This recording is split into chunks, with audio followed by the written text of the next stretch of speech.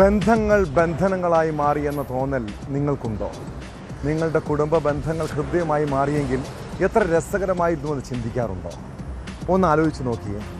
ഭാര്യയും ഭർത്താവും എല്ലാം തുറന്നു പറയുന്നവരും പരസ്പരം മനസ്സിലാക്കുന്നവരുമാണെങ്കിൽ ജീവിതം അത്രമേൽ മനോഹരമായിരിക്കും. എന്നാൽ ഇവിടെ തിരിച്ചാണ്. പലരും സ്വന്തം പങ്കാളിയെ മനസ്സിലാക്കാൻ തയ്യാറാകില്ല. പകരം സംശയങ്ങളും ചോദ്യങ്ങളും ഉന്നയിക്കും. പങ്കാളി മറ്റൊരാളോട് സംസാരിച്ചാലും നോക്കിയാലും സംശയം. അവരുടെ സ്നേഹം നഷ്ടപ്പെടുമെന്ന തോന്നൽ. ഇവിടെയാണ് പ്രശ്നമുണ്ടാകുന്നത്. കോട്ടയം പൂവത്തുംമൂട്ടിലെ അധ്യാപികയായ ഡോണിയയും ഭർത്താവ് കൊച്ചുമോനും തമ്മിൽ വർഷങ്ങളോളം ഒന്നിച്ച് ജീവിച്ചു. പക്ഷെ പരസ്പരം മനസ്സിലാക്കിയില്ല. ഒടുവിൽ ഭാര്യയ്ക്ക് പരപുരുഷ ബന്ധമുണ്ടെന്ന സംശയം ആക്രമണത്തിൽ വരെയും കലാശിക്കുന്നു. എറണാകുളം മലയാറ്റൂരിൽ 19കാരിയെ കാമുകൻ കൊലപ്പെടുത്തിയതും സംശയത്തെ തുടർന്നാണ്. സ്കൂളിൽ പഠിക്കുമ്പോൾ മുതൽ പ്രണയത്തിലായിരുന്ന ചിത്രപ്രിയ തന്നിൽ നിന്നകന്നെന്ന തോന്നലാണ് അലനെ ക്രൂരകൃത്യത്തിന് പ്രേരിപ്പിച്ചത്. നമ്മുടെ ഇടയിൽ ബന്ധങ്ങൾക്കിപ്പോൾ എന്താണ് സംഭവിക്കുന്നത്? വിശദമായി പരിശോധിക്കുകയാണ് പോലീസ് പട്രോൾ. സ്വാഗതം.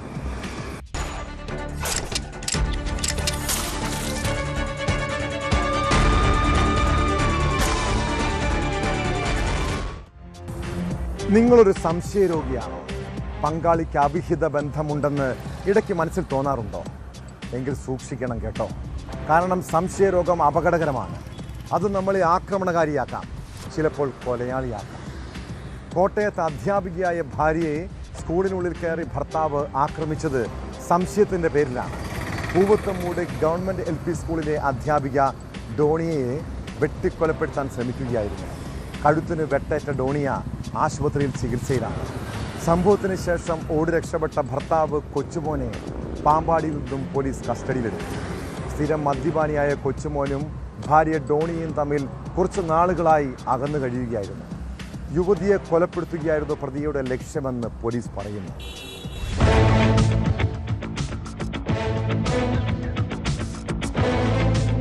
രാവിലെ 10:30 പൂവത്തുംമൂട് ഗവൺമെന്റ് LP സ്കൂളിലെ ഓഫീസ് മുറിയിലാണ് സംഭവം.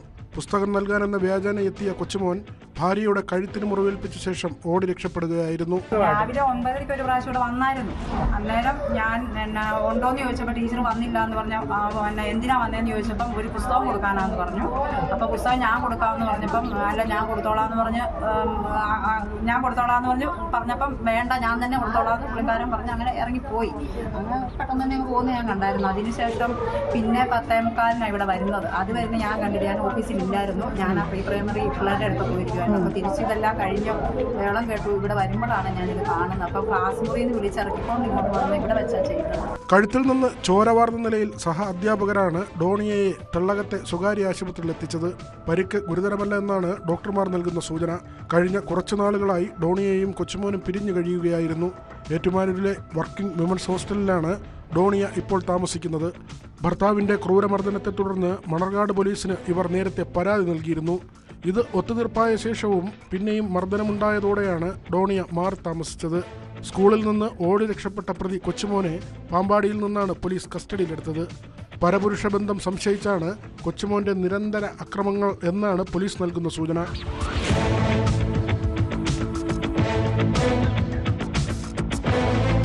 ന്യൂസ് 18 കോട്ടയം. പ്രണയബന്ധങ്ങളിലും ദാമ്പത്യ ജീവിതത്തിലും പണ്ടുകാലങ്ങളിൽ ഉള്ളതിനേക്കാൾ കൂടുതൽ അന്തരങ്ങളും ചേർച്ചയില്ലായ്മയും കണ്ടുവരുന്നുണ്ട്. ഇവിടെ നാം അറിയാതെ സൃഷ്ടിക്കപ്പെട്ട വേർതിരിവുകളും അതിർവരമ്പുകളുമാണ് വില്ലനാകുന്നത്. പ്രണയമെന്ന വികാരത്തിനും മാറ്റങ്ങൾ സംഭവിച്ചു. പരസ്പര വിശ്വാസവും സ്നേഹവും നഷ്ടപ്പെടുന്നവർ, സ്വാർത്ഥതയുടെ മൂടുപണമണിയുന്നവർ, നിസ്സാര തെറ്റിദ്ധാരണകളുടെ പേരിൽ പങ്കാളിയെ കൊലപ്പെടുത്തുന്നവർ. മലയാറ്റൂരിൽ 19കാരിയെ ആൺസുഹൃത്ത് കൊലപ്പെടുത്തിയത് മുൻകൂട്ടി തീരുമാനിച്ചെന്നാണ് നിഗമനം.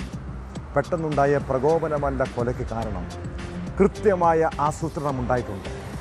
നിന്നെ കൊല്ലുമെന്ന് അലൻ ചിത്രപ്രിയയ്ക്ക് അയച്ച സന്ദേശം കേസിൽ നിർണായകമാണ്. കൊലപാതകത്തിലേക്ക് നയിച്ച കാരണങ്ങൾ കണ്ടെത്താനുള്ള ശ്രമത്തിലാണ് പോലീസ്.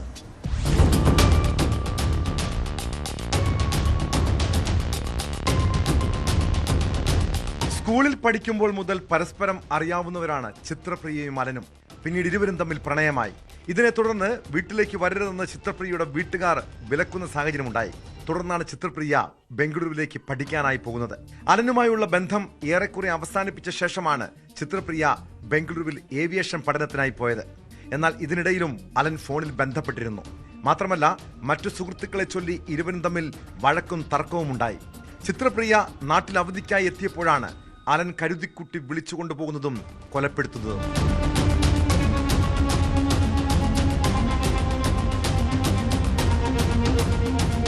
ആറാം തീയതിയാണ് ചിത്രപ്രിയയെ കാണാനില്ലെന്ന പരാതി ലഭിച്ചത്. 8-ാം തീയതി കൂട്ടുകാരായ 3 പേരെ ചോദ്യം ചെയ്തിരുന്നു. 9-ാം തീയതി നാട്ടുകാർ മൃതശരീരം കണ്ടു. പിന്നാലെയാണ് കാമുകൻ അലനെ പോലീസ് പിടികൂടിയത്. ഫോണിൽ മറ്റൊരു യുവാവിനൊപ്പമുള്ള ചിത്രങ്ങൾ കണ്ടതിന്റെ പേരിലുള്ള തർക്കമാണ് കൊലപാതകത്തിൽ കലാശിച്ചതെന്നാണ് പ്രതിയുടെ മൊഴി. മദ്യലഹരിയിൽ പെൺകുട്ടിയെ കല്ലുകൊണ്ട് തലക്കടിച്ചതായി അലൻ പോലീസിനോട് കുറ്റസമ്മതം നടത്തി. ഇയാൾ മയക്കുമരുന്നിന് അടിമയാണോ എന്നും പോലീസ് സംശയിക്കുന്നുണ്ട്. കുറച്ച് CCTVകളും കുട്ടീൻ്റെ ബാക്കിയുള്ള ഫ്രണ്ട്സിന്റെ കോൺടാക്ട് ഡീറ്റെയിൽസും ഫോണും ബാക്കിയുള്ള കാര്യങ്ങളൊക്കെ സയന്റിഫിക് എക്സാമിനേഷനും സാമ്പിൾസ് ഒക്കെ ഫോറൻസിക് എക്സാമിനേഷനൊക്കെ കൊടുത്തിട്ടുണ്ട്. അപ്പൊ അതിന് വരുന്ന മുറയ്ക്ക് ഈ ഇൻവെസ്റ്റിഗേഷന്റെ ഫർദർ കാര്യങ്ങളൊക്കെ ഉണ്ട്. വേറെ ആരെങ്കിലും ഇതിൽ ഉൾപ്പെട്ടിട്ടുണ്ടോ, ബാക്കി എന്തെങ്കിലും തെളിവുകളുണ്ടോ എന്നെല്ലാം നോക്കുന്നുണ്ട്. വേറെ ആരെങ്കിലും ഇൻവോൾവ്മെന്റ്സ് ഉണ്ടോ, പാരന്റ്സ്ക്ക് വേറെ ആരെങ്കിലും മേലും സംശയങ്ങളുണ്ടോ, അവരുടെ മൊഴികളും എലാബറേറ്റ് ആയിട്ട് രേഖപ്പെടുത്താറുണ്ട്. നമ്മുടെ തെളിവുകൾ ഇതുവരെ ഉള്ള പ്രകാരം ഒരു ആൺകുട്ടിയാണ് നമ്മൾ എടുത്തിട്ടുള്ളത്. ബാക്കി കാര്യങ്ങൾ നമുക്ക് ഫർദർ ഇൻവെസ്റ്റിഗേഷൻ പോകുന്ന മുറയ്ക്കാണ് നോക്കുന്നത്. ബംഗളൂരുവിൽ നിന്നും ഒരാഴ്ച മുൻപ് വീട്ടിലെത്തിയ ചിത്രപ്രിയയെ ശനിയാഴ്ചയാണ് കാണാതായത്. മെഡിക്കൽ ഷോപ്പിലേക്ക് പോകുന്നുവെന്ന് പറഞ്ഞാണ് വീട്ടിൽ നിന്നും ഇറങ്ങിയത്. ശനിയാഴ്ച രാത്രി തന്നെ വീട്ടുകാർ കാലടി പോലീസിൽ പരാതി നൽകി. അന്വേഷണം ആരംഭിച്ച പോലീസ് പ്രതിക്കൊപ്പം പെൺകുട്ടി ബൈക്കിൽ പോകുന്ന CCTV ദൃശ്യങ്ങൾ കണ്ടെത്തിയിരുന്നു. നിലവിൽ അലനെ മാത്രമാണ് അറസ്റ്റ് ചെയ്തതെങ്കിലും കൊലപാതകത്തിൽ മറ്റാർക്കെങ്കിലും പങ്കുണ്ടോ എന്ന കാര്യവും പോലീസ് പരിശോധിച്ചു വരികയാണ്. പെൺകുട്ടിയുടെ ഫോൺ ശാസ്ത്രീയ പരിശോധനയ്ക്ക് അയക്കാനാണ് പോലീസിന്റെ തീരുമാനം. മൃതദേഹത്തിന്റെ സമീപത്തു നിന്നും രക്തക്കറയുള്ള വെട്ടുകല്ല് പോലീസ് കണ്ടെത്തിയിരുന്നു. ഫോറൻസിക് പരിശോധനയ്ക്കായി ഈ കല്ലും പോലീസ് കൈമാറിയിട്ടുണ്ട്.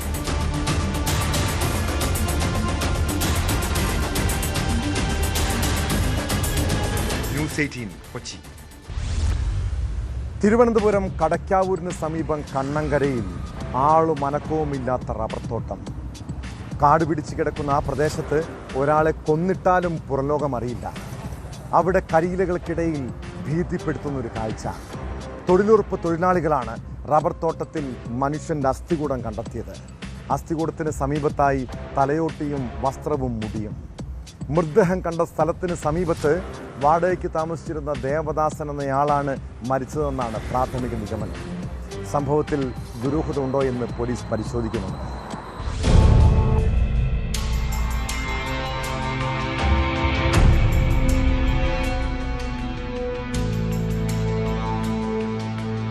രണ്ട് ദിവസമായി പ്രദേശത്ത് രൂക്ഷമായ ദുർഗന്ധം അനുഭവപ്പെടുന്നുണ്ടായിരുന്നു. ഇതിനെ തുടർന്ന് സ്ഥലത്ത് പരിശോധന നടത്തിയ തൊഴിലുറപ്പ് തൊഴിലാളികളാണ് മൃതദേഹം കണ്ടെത്തിയത്. അസ്ഥികൂടത്തിന് സമീപത്തായി തലയോട്ടിയും വസ്ത്രവും മുടിയും കണ്ടെത്തി. ശരീര അവശിഷ്ടങ്ങൾക്ക് 10 ദിവസത്തോളം പഴക്കം വരും.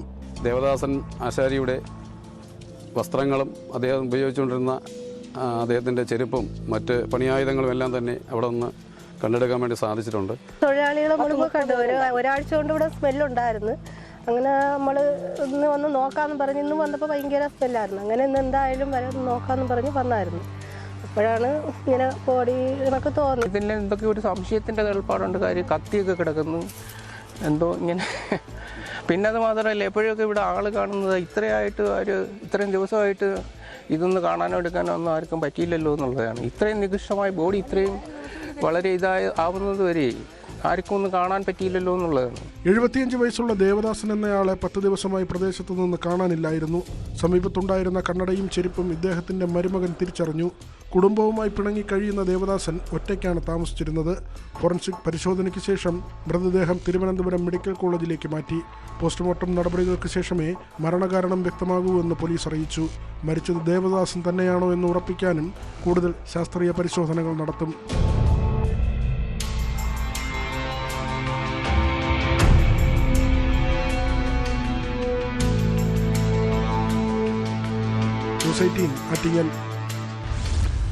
നമ്മളെ പണ്ട് സ്കൂൾ അവധിക്കാലം വരികയാണ്. സാധാരണ കുട്ടികൾ ബന്ധുവീടുകളിലും അയൽവീടുകളിലുമൊക്കെ കളിക്കാൻ പോകുന്ന സമയം. എത്ര അടുപ്പമുള്ളവരാണേലും മക്കൾ പുറത്തേക്ക് പോകുമ്പോൾ മാതാപിതാക്കളുടെ അതീവ ശ്രദ്ധ വേണം. കാരണം ഒന്ന് കണ്ണു തെറ്റിയാൽ കഴുകനെ പോലെ കുട്ടികളെ പിച്ചി ചീന്താൻ പലരും നോക്കിയിരിക്കുന്നുണ്ട്. ഇടുക്കിയിൽ ഒരു ഓണാവധിക്കാലത്ത് 9 വയസ്സുകാരിക്ക് നേരെ അയൽവാസി ലൈംഗിക അതിക്രമം നടത്തിയ കേസ് ഈ നാട്ടിലെ അച്ഛനമ്മമാർ മനസ്സിലാക്കണം. കൂട്ടുകാരിയുടെ അച്ഛനാണ് 4ാം ക്ലാസ്സുകാരിയെ പീഡിപ്പിച്ചത്. കേസിൽ 1 വർഷത്തിന് ശേഷം വിധി വന്നിരിക്കുന്നു. 9 വയസ്സുകാരിയോട് ലൈംഗിക അതിക്രമം നടത്തിയ കേസിൽ പ്രതിക്ക് 5 വർഷം കഠിന തടവാണ് ശിക്ഷ. പ്രതി ഗിരീഷ് 30,000 രൂപ പിഴയും അടയ്ക്കണമെന്ന് ഇടുക്കി പോക്സോ അതിവേഗ കോടതിയുടെ വിധിയിലുണ്ട്.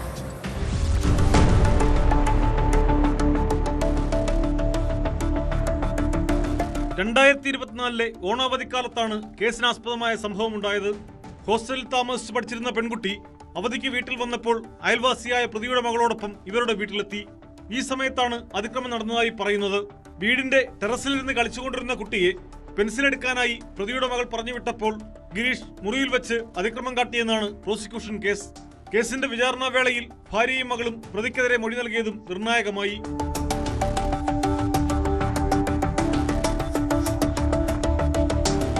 അഞ്ച് വർഷം കണ്ണുനടവും 30,000 രൂപ പിഴയുമാണ് പ്രതിക്ക് ശിക്ഷ വിധിച്ചത്.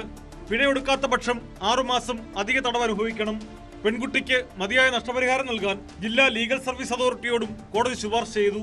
2024 ഇടുക്കി പോലീസ് രജിസ്റ്റർ ചെയ്ത് സർക്കിൾ ഇൻസ്പെക്ടർ സന്തോഷ് സജീവ് അന്വേഷണം നടത്തിയ കേസിലാണ് ഇടുക്കി പോക്സോ അതിവേഗ കോടതിയുടെ വിധിയുണ്ടായത്. പ്രോസിക്യൂഷനു വേണ്ടി special public prosecutor advocate Shijo മോൻ ജോസഫ് ഹാജരായി.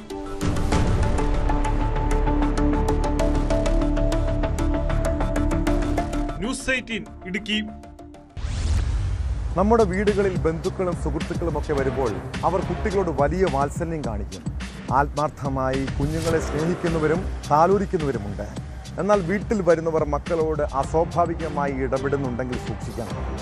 അത് പെൺകുട്ടികളുടെ കാര്യത്തിൽ മാത്രമല്ല, ആൺകുട്ടികളുടെ മേലും ശ്രദ്ധ വേണം കേട്ടോ. തിരുവനന്തപുരം കാട്ടാക്കടയിൽ 7 വർഷം മുൻപ് പ്രായപൂർത്തിയാകാത്ത ആൺകുട്ടിയെ പ്രകൃതി വിരുദ്ധ പീഡനത്തിന് ഇരയാക്കിയത് വീടുമായി അടുപ്പമുണ്ടായിരുന്ന യുവാവാണ്. കുട്ടിയെ അശ്ലീല ദൃശ്യങ്ങൾ കാട്ടി പീഡിപ്പിച്ച കേസിൽ പ്രതിക്ക് 51 വർഷം കഠിന തടവ് ശിക്ഷ. പ്രതി കിച്ചു എന്ന ആരോമൽ 25,000 രൂപ പിഴയടയ്ക്കണമെന്നും കാട്ടാക്കട പോക്സോ കോടതിയുടെ വിധിയിലുണ്ട്.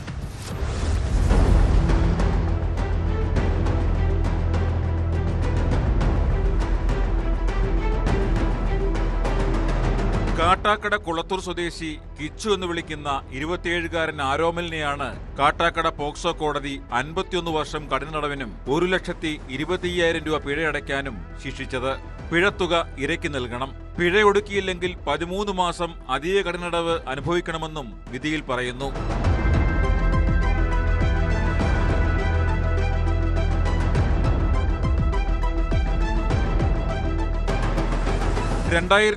ഡിസംബറിലാണ് കേസിനാസ്പദമായ സംഭവം. അശ്ലീല വീഡിയോ ദൃശ്യങ്ങൾ കുട്ടിയെ മൊബൈലിൽ കാണിച്ച ശേഷം ലൈംഗികമായി ചൂഷണം ചെയ്തുവെന്നാണ് കേസ്. ഇത്തരത്തിൽ 3 വർഷത്തോളം ലൈംഗിക പീഡനം നടന്നതായി കോടതി കണ്ടെത്തി. കുട്ടിയുടെ അസ്വാഭാവിക പെരുമാറ്റത്തിൽ സംശയം തോന്നിയ ബന്ധുക്കൾ നടത്തിയ അന്വേഷണമാണ് കേസിലേക്ക് എത്തിച്ചത്. ചൈൽഡ് ലൈനിന്റെ പരാതിയുടെ അടിസ്ഥാനത്തിലാണ് കാട്ടാക്കട പോലീസ് പ്രതിയെ അറസ്റ്റ് ചെയ്തത്. പ്രോസിക്യൂഷന്റെ ഭാഗത്തു നിന്നും 30 സാക്ഷികളെ വിസ്തരിക്കുകയും 51 രേഖകൾ ഹാജരാക്കുകയും ചെയ്തു. പ്രോസിക്യൂഷനു വേണ്ടി പബ്ലിക് പ്രോസിക്യൂട്ടർ CR പ്രമോദ്, അഭിഭാഷകരായ പ്രസന്ന പ്രണയം എന്നിവർ ഹാജരായി.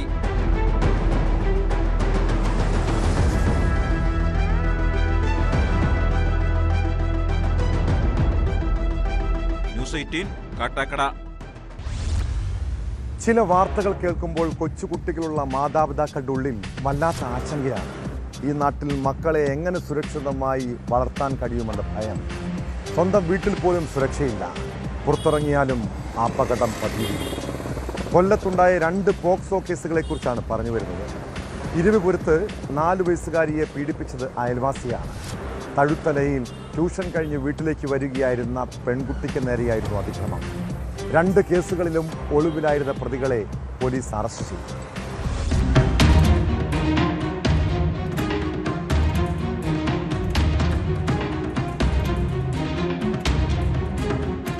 വയസ്സുകാരിയെ പീഡിപ്പിച്ച കേസിൽ ഒളിവിൽ പോയിരുന്ന രാജേന്ദ്രനെയാണ് 6 മാസത്തിനു ശേഷം ഇരവിപുരം പോലീസ് അറസ്റ്റ് ചെയ്തത്.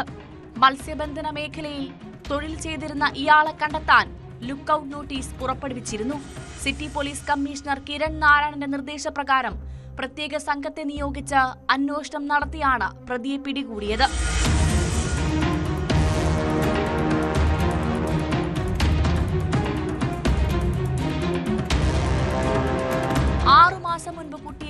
ഫോണിലേക്ക് വിളിപ്പിച്ച് പീഡിപ്പിച്ച ഇയാൾ നാട്ടുകാർ വീട്ടുമുറ്റത്തെത്തിയപ്പോൾ ഫോൺ ഉപേക്ഷിച്ച് ഓടി രക്ഷപ്പെടുകയായിരുന്നു. ഓച്ചിറയിലെ ഫാൻസി കടയിൽ ജോലി ചെയ്തു വരവെയാണ് പോലീസ് രഹസ്യ വിവരത്തിന്റെ അടിസ്ഥാനത്തിൽ പ്രതിയെ പിടികൂടിയത്.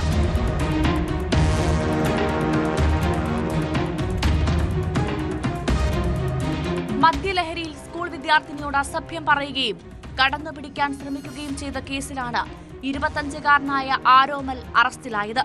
തഴുത്തല PK ജംഗ്ഷന് സമീപം ട്യൂഷൻ കഴിഞ്ഞ് വീട്ടിലേക്ക് മടങ്ങുകയായിരുന്ന വിദ്യാർത്ഥിനിയെ പ്രതി തടഞ്ഞു നിർത്തി ഉപദ്രവിച്ചു എന്നാണ് കേസ്. പെൺകുട്ടിയുടെ നിലവിളി കേട്ട് നാട്ടുകാർ എത്തി പോലീസിനെ വിവരമറിയിച്ചതോടെയാണ് ആരോമലിനെ പിടികൂടിയത്. മുൻപും പ്രതി പെൺകുട്ടികളോട് അപമര്യാദയായി പെരുമാറിയ സംഭവം ഉണ്ടായിട്ടുണ്ടെന്ന് പോലീസ് അറിയിച്ചു. കോടതിയിൽ ഹാജരാക്കിയ പ്രതികളെ റിമാൻഡ് ചെയ്തു.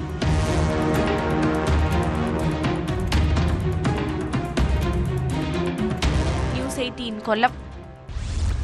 നടിയെ ആക്രമിച്ച കേസിൽ പ്രതികൾക്ക് പരമാവധി ശിക്ഷ ലഭിക്കുന്നു. കോടതി കുറ്റക്കാരെന്ന് കണ്ടെത്തിയ പൾസർ സുനി അടക്കം 6 പ്രതികളുടെ ശിക്ഷ അറിയാൻ ഇനി മണിക്കൂറുകളുടെ മാത്രം കാത്തിരിപ്പ്. കൂട്ടബലാത്സംഗം, തട്ടിക്കൊണ്ടുപോകൽ, തടഞ്ഞുവെക്കൽ, തെളിവ് നശിപ്പിക്കൽ ഉൾപ്പെടെ ഗുരുതരമായ കുറ്റങ്ങളാണ് പ്രതികൾക്കെതിരെ കണ്ടെത്തിയത്. കൂട്ടബലാത്സംഗം ചുമത്തപ്പെട്ടതിനാൽ കടുത്ത ശിക്ഷ വേണമെന്നാണ് പ്രോസിക്യൂഷന്റെ ആവശ്യം. നടൻ ദിലീപ് ഉൾപ്പെടെയുള്ള 4 പ്രതികളെ വെറുതെ വിട്ട കോടതി നടപടിയിൽ വിമർശനമുയർന്നതോടെ അപ്പീൽ പോകാനാണ് പ്രോസിക്യൂഷൻ തീരുമാനം. നടൻ ദിലീപും തനിക്കെതിരായ ഗൂഢാലോചന അന്വേഷിക്കണമെന്ന് ആവശ്യമുന്നയിച്ചു.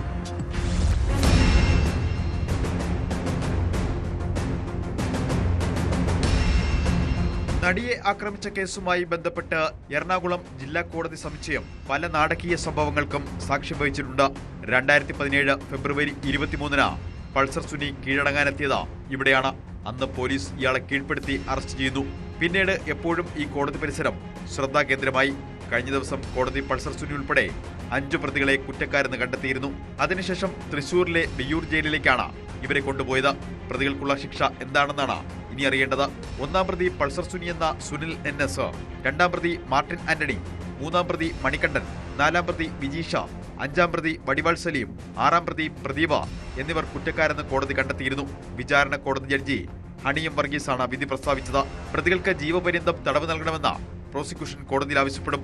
ഇത് സമൂഹത്തിന് ഒരു പാഠമാകേണ്ട കേസാണെന്നും പ്രതികൾ ചെയ്ത കുറ്റകൃത്യത്തിന്റെ ഗൗരവം പരിഗണിച്ച കഠിനമായ ശിക്ഷ ഉറപ്പാക്കണമെന്നുമാണ് പ്രോസിക്യൂഷന്റെ നിലപാട്.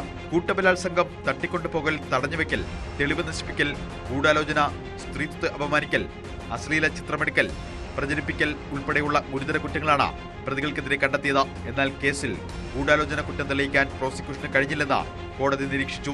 അതോടെയാണ് സംഭവത്തിന്റെ മുഖ്യ ആസൂത്രകനെന്ന് പ്രോസിക്യൂഷൻ ആരോപിച്ച 8-ാം പ്രതിയായിരുന്ന നടൻ ദിലീപിനെ കോടതി കുറ്റവിമുക്തനാക്കിയത്. ഗൂഢാലോചന കുറ്റം തെളിയിക്കാൻ പ്രോസിക്യൂഷന് സാധിച്ചില്ലെന്ന് കോടതിയുടെ വിധിന്യായത്തിൽ പറയുന്നു.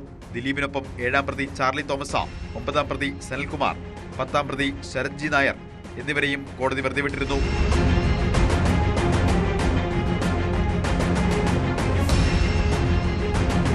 ന്യൂസ് 18 കൊച്ചി.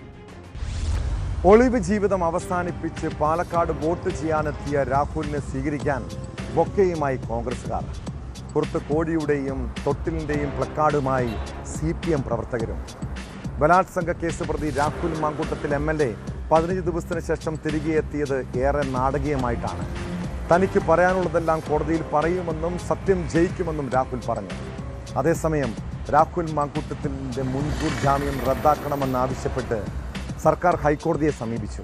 കേസിലെ 2-ാം പ്രതിയും രാഹുലിൻ്റെ സുഹൃത്തുമായ ജോബി ജോസഫ് തിരുവനന്തപുരം ജില്ലാ സെഷൻസ് കോടതിയിൽ മുൻകൂർ ജാമ്യാപേക്ഷ നൽകിയിട്ടുണ്ട്.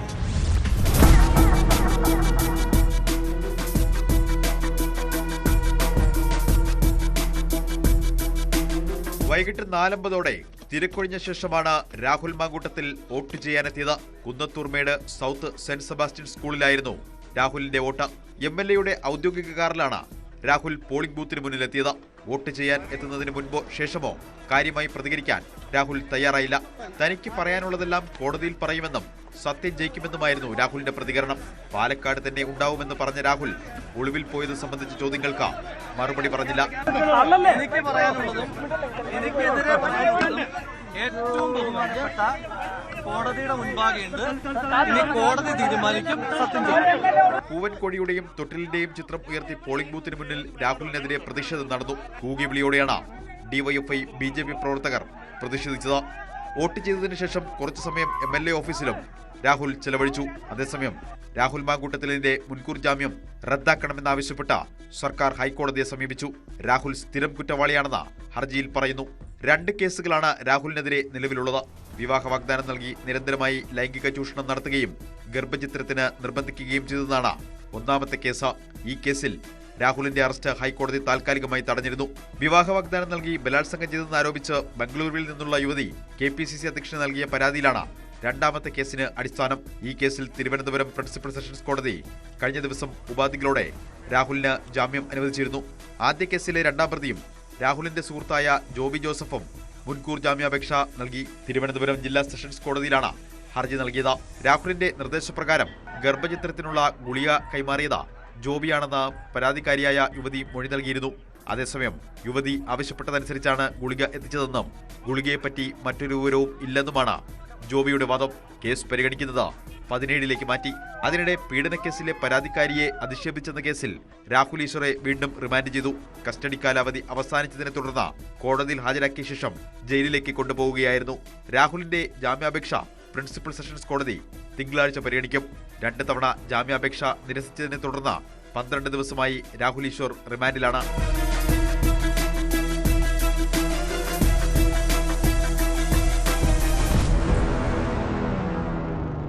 വിവിധ ബ്യൂറോകൾക്കൊപ്പം ന്യൂസ് ഡെസ്ക് ന്യൂസ് 18. തിരുവനന്തപുരം കാട്ടാക്കടയിൽ കുടുംബ വഴക്കിനിടെ ഉണ്ടായ കൊലക്കേസാണ് പോലീസ് പെട്രോളിനെ പരിശോധിക്കുന്നത്. ആര്യങ്കോട് സ്വദേശി സത്യരാജിനെ കൊലപ്പെടുത്തിയ കേസിൽ ഒരാൾ അറസ്റ്റിൽ. സത്യരാജിന്റെ ബന്ധുവായ കാവലൂർ സ്വദേശി ജോയിയാണ് പിടിയിലായത്. ഒളിവിലുള്ള മറ്റു പ്രതികൾക്ക് വേണ്ടി പോലീസ് തിരച്ചിൽ ഊർജിതമാണ്. സത്യരാജിന്റെ സഹോദരന്റെ കുടുംബ പ്രശ്നവുമായി ബന്ധപ്പെട്ട തർക്കത്തിനിടെയായിരുന്നു കൊലപാതകം.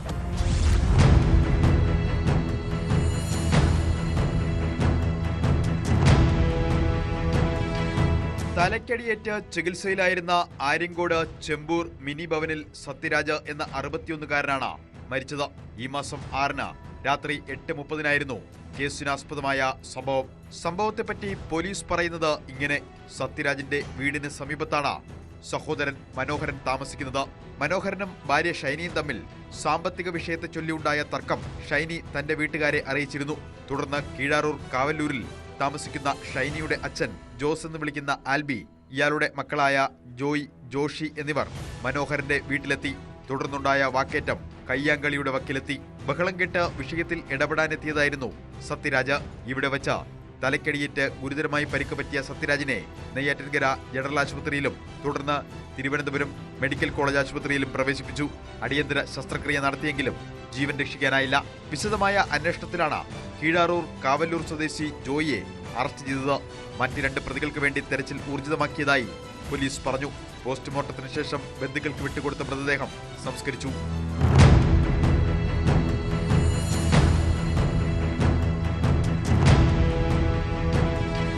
ന്യൂസ് 18 നെയ്യാറ്റിൻകര. ചില പാർട്ടി കോട്ടകളിൽ രാഷ്ട്രീയ പ്രവർത്തകർ ഗുണ്ടകളെ പോലെയാണ് പെരുമാറുന്നത്. എതിർ പാർട്ടിയിലുള്ളവർക്ക് നേരെ മാത്രമല്ല, മാധ്യമ പ്രവർത്തകരെയും അവർ ആക്രമിക്കും. കാസർഗോഡ് വോട്ടെടുപ്പിനിടെ ന്യൂസ് 18 വാർത്താ സംഘത്തിന് നേരെ കയ്യേറ്റ ശ്രമവും അസഭ്യവർഷവും നടത്തിയത് മുസ്ലിം ലീഗ് പ്രവർത്തകരാണ്. ലീഗിന്റെ ശക്തി കേന്ദ്രമായ കാഞ്ഞങ്ങാട് ഇക്ബാൽ ഹയർ സെക്കൻഡറി സ്കൂളിലാണ് സംഭവം. രാഹുൽ മാങ്കൂട്ടത്തിനെതിരെ മുഖ്യമന്ത്രിയുടെ പ്രസ്താവന സംബന്ധിച്ച് വാർത്ത റിപ്പോർട്ട് ചെയ്യുന്നതിനിടെയായിരുന്നു കയ്യേറ്റ ശ്രമം. ഇതുപോലെ മാധ്യമങ്ങളെ കയ്യേറ്റം ചെയ്യുന്നവരെ വെറുതെ വിടാൻ പാടില്ല. പോലീസ് ശക്തമായ നടപടി സ്വീകരിക്കും.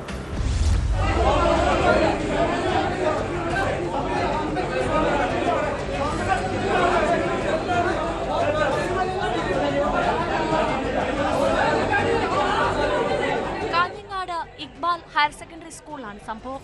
രാഹുൽ മാങ്കൂട്ടത്തിനെതിരെ കണ്ണൂരിൽ മുഖ്യമന്ത്രി നടത്തിയ പ്രസ്താവന റിപ്പോർട്ട് ചെയ്യുന്നതിനിടെയാണ് ഒരു സംഘം മുസ്ലിം ലീഗ് പ്രവർത്തകർ ന്യൂസ് 18 റിപ്പോർട്ടർ KV ബൈജുവിന് നേരെ കയ്യേറ്റ ശ്രമവും അസഭ്യവർഷവും നടത്തിയത്. മുഖ്യമന്ത്രി പിണറായി വിജയൻ കണ്ണൂരിൽ മാധ്യമങ്ങളോട് സംസാരിച്ചതിന്റെ വിശദാംശങ്ങൾ റിപ്പോർട്ട് ചെയ്യുന്നത് തടസ്സപ്പെടുത്തുകയായിരുന്നു ഇവർ. ഇവിടുന്ന് പുറത്തിറങ്ങില്ലെന്നും ഞങ്ങളുടെ കോട്ടയാണെന്നും ആഘോഷിച്ചായിരുന്നു കയ്യേറ്റ ശ്രമം.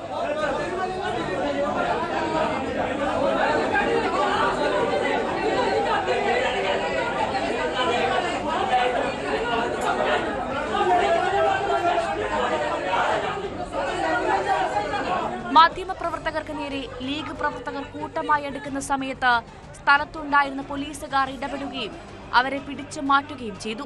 റിപ്പോർട്ടിംഗ് തടസ്സപ്പെടുത്തിയതിനൊപ്പം 1 മണിക്കൂറോളം വാർത്താ സംഘത്തെ അക്രമികൾ തടഞ്ഞുവെച്ചു.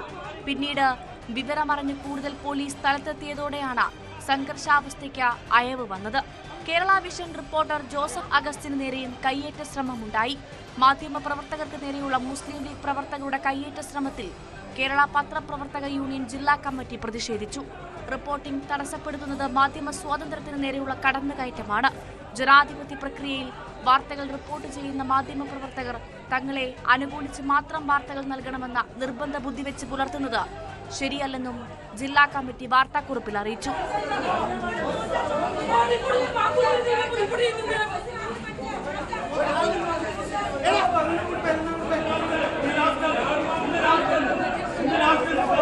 ന്യൂസ് 18 കാസർഗോഡ്. തെരഞ്ഞെടുപ്പുമായി ബന്ധപ്പെട്ട് സംഘർഷങ്ങൾ ഉണ്ടാകുന്നത് നമ്മുടെ നാട്ടിൽ പുതിയ കാര്യമല്ല. എന്നാൽ സ്ഥാനാർത്ഥികളുടെയും പാർട്ടി നേതാക്കളുടെയും വീട് കയറി ആക്രമിക്കുന്ന തരത്തിലേക്ക് അത് വളരുന്നത് ജനാധിപത്യത്തിനൊട്ടും ഭൂഷണമല്ല. ഇത്തരത്തിൽ 2 സംഭവങ്ങളാണ് പാലക്കാട് ജില്ലയിൽ വോട്ടെടുപ്പുമായി ബന്ധപ്പെട്ടുണ്ടായത്. മണ്ടാഴിയിൽ UDF സ്ഥാനാർത്ഥിയെ CPM പ്രവർത്തകർ വീട് കയറി ആക്രമിച്ച സംഭവം.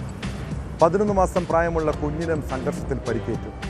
പാലക്കാട് കല്ലേക്കാട് കോൺഗ്രസ് നേതാവിൻ്റെ വീടിന് നേരെ ഉണ്ടായ ആക്രമണത്തിൽ BJP സ്ഥാനാർത്ഥിയും പോലീസ് തിരയുന്നു.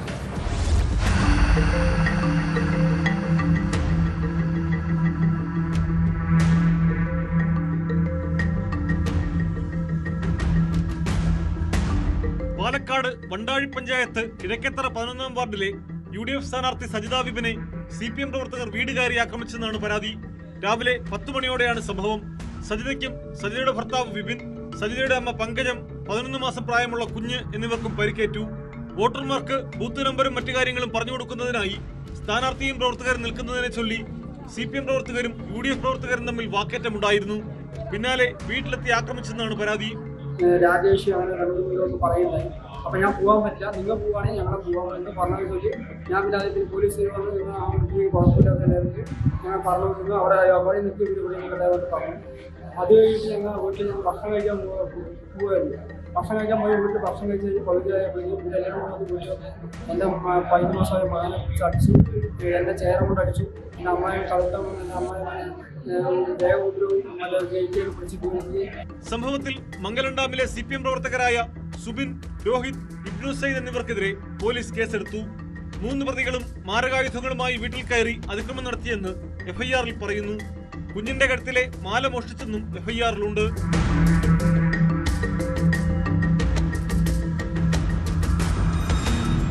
പാലക്കാട് കല്ലേക്കാടാണ് കോൺഗ്രസ് നേതാവിന്റെ വീടിന് നേരെ ആക്രമണമുണ്ടായത്. പുലർച്ചെയാണ് DCC സെക്രട്ടറി നന്ദബാലിന്റെ വീടിന് നേരെ ആക്രമണമുണ്ടായത്.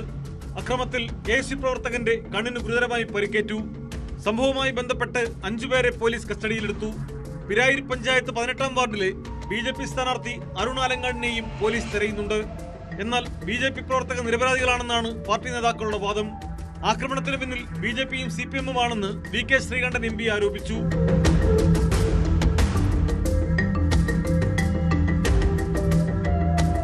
ന്യൂസ് 18 പാലക്കാട്. കുറ്റകൃത്യങ്ങളുടെ മറ്റു ചില വാർത്തകൾ ചുരുക്കത്തിൽ. നെയ്യാറ്റിൻകര ചെങ്കലിൽ MDMA-യും കഞ്ചാവുമായി യുവാവ് പിടിയിൽ. വെമ്പായം സ്വദേശി അനന്തുവിൽ നിന്ന് എക്സൈസ് സംഘം പിടിച്ചെടുത്തത് 42 ഗ്രാം MDMA-യും 2 കിലോയോളം കഞ്ചാവും. കൊല്ലം കൊട്ടിയത്ത് അനധികൃതമായി വിൽപ്പനയ്ക്കെത്തിച്ച വ്യാജ സിഗരറ്റുകൾ പിടികൂടി. ITC കമ്പനിയുടെ അതേ ലേബലിൽ പാക്ക് ചെയ്ത സിഗരറ്റുകളുമായാണ് 2 പ്രതികൾ പിടിയിലായത്. കൊല്ലത്ത് 65-കാരനായ നടരാജനെ തടഞ്ഞു നിർത്തി മൊബൈൽ ഫോണും പണവും അപഹരിച്ച 2 പ്രതികളെ ഏഴുകോൺ പോലീസ് അറസ്റ്റ് ചെയ്തു. പ്രശാന്തൻ, സുദീപൻ എന്നിവരെയാണ് അറസ്റ്റ് ചെയ്തത്. വിവാഹ ചർച്ചകൾക്കായി വിളിച്ചു വരുത്തിയ 2ാം വർഷ എഞ്ചിനീയറിംഗ് വിദ്യാർത്ഥിയെ കാമുകിയുടെ വീട്ടുകാർ ക്രിക്കറ്റ് ബാറ്റ് കൊണ്ട് അടിച്ചു കൊന്നു. തെലങ്കാനയിലെ സാറാംഗഡ്ഡി ജില്ലയിലാണ് ഞെട്ടിക്കുന്ന സംഭവം. 2ാം വർഷ BTech വിദ്യാർത്ഥിയായ ജ്യോതി ശ്രാവൺ സായാണ് കൊല്ലപ്പെട്ടത്. നാട്ടിൽ ലഹരി മാഫിയയും ക്രിമിനൽ സംഘങ്ങളും അഴിഞ്ഞാടുമ്പോൾ അവർക്കെതിരെ ചെറുവിരൽ അനക്കാൻ പോലീസിന് ധൈര്യമുണ്ടോ? പകരം സാധുക്കളായ മനുഷ്യരെ വിരട്ടാനും കള്ളക്കേസിൽ കുടുക്കാനും കാക്കിയിട്ട ഏമാന്മാർക്ക് എന്തൊരു ഉത്സാഹമല്ലേ. ഇവിടെ നിയമം അറിയില്ലെന്ന് കരുതി എന്ത് തോന്നിയാസവും കാട്ടാമെന്ന് പോലീസ് കരുതേണ്ട. കാസർഗോഡ് ചെർക്കളയിൽ പോലീസിന്റെ കള്ളക്കളി പൊളിച്ചടുക്കിയ ഒരു മിടുക്കിയെ ഒന്ന് പരിചയപ്പെടാം. പേര് മാജിദ. മേനങ്കോട് സ്വദേശിനിയാണ് ഈ 19കാരി. കഴിഞ്ഞ ദിവസം അനുജനുമൊത്ത് മാജിദ് സ്കൂട്ടറിൽ കടയിൽ വന്നതാണ്. പ്രായപൂർത്തിയാകാത്ത സഹോദരനാണ് വാഹനം ഓടിച്ചതെന്ന് കരുതി പോലീസ് സ്കൂട്ടർ കസ്റ്റഡിയിലെടുത്തു. മാജിദയ്ക്കെതിരെ കേസുമെടുത്തു. താനല്ല ഓടിച്ചതെന്ന് അനുജൻ പറഞ്ഞിട്ടും പോലീസ് കേൾക്കാൻ തയ്യാറായില്ല. ഇതോടെ CCTV ദൃശ്യത്തിൻ്റെ സഹായത്തോടെ പോലീസ് എടുത്തത് കള്ളക്കേസാണെന്ന് പെൺകുട്ടി തെളിയിച്ചു. ഇപ്പോൾ വിദ്യാർത്ഥി സ്കൂട്ടർ ഓടിച്ചെന്ന വകുപ്പ് ഒഴിവാക്കും. പകരം വാഹനത്തിന് ഇൻഷുറൻസ് ഇല്ലാത്തതിന് കേസ് ഉണ്ടാകുമെന്നാണ് വിദ്യാനഗർ പോലീസ് പറയുന്നത്. ഇങ്ങനെ സാധുക്കളെ വേട്ടയാടുന്ന സമയത്ത് യഥാർത്ഥ കുറ്റവാളികൾക്കെതിരെ നടപടി സ്വീകരിക്കാൻ പോലീസിന് ആർജവമുണ്ടോ? ഇല്ലെങ്കിൽ കാക്കി ഒരുമിച്ച് മറ്റെന്തെങ്കിലും പണിക്ക് പോകും. ഇതോടെ പോലീസ് പട്രോൾ പൂർണ്ണമാകുന്നു. നമസ്കാരം.